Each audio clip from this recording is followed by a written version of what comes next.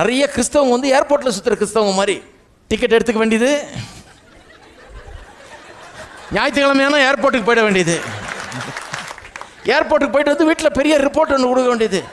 என்ன ஏர்போர்ட் கட்டியிருக்காருன்ற அவர் அழகாக இருந்ததுமா, நல்லா இருந்தது, பாட்டு அழகாக பாடினாங்க, பிரசங்கம் எப்படி பண்ணாங்க தெரியுமா, பிரசங்கம் அவ்வளோ நல்லா இருந்தது, டைம் போனதே தெரியல, அவ்வளோ பிரமாதமாக இருந்தது. ஏர்போர்ட்னா அதுதான் ஏர்போர்ட்டு. கடைசியில் பிளேனில் ஏறவே இல்லை. ஏன்னா என்ன சொன்னாங்களோ அதை செய்கிறதே கிடையாது. பைபிளை எடுத்துகிட்டு வந்தாங்க, பிரசங்கத்தை கேட்டாங்க, பாட்டை பாடினாங்க, சந்தோஷமாக கை தட்டினாங்க, எல்லாம் அனுபவிச்சாங்க.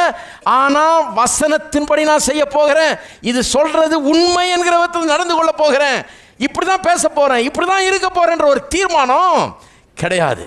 ஆக என்ன ஆகுது, நல்ல சர்வீஸுக்கு போயாச்சு, நல்ல பாட்டு கேட்டாச்சு, நல்ல பிரசங்கம் கூட கேட்டாச்சு, கூடயே சேர்ந்து கை தட்டியாச்சு, நல்லா சிரிச்சாச்சு, நல்லா அனுபவிச்சாச்சு. ஆனால் இருந்த இடத்துலையே தான் இருக்கிறோம், எந்த முன்னேற்றமும் கிடையாது. ஏன்னா இதன்படி செய்தால்தான் முன்னேற்றம், இதன்படி செய்தால்தான் வாழ்க்கையை மாற்றக்கூடிய விசுவாசத்தை நாம் அனுபவித்து பார்க்க முடியும். விசுவாசம் என்னும் சக்தியை நாம் காண முடியும் நம்முடைய வாழ்க்கையில்.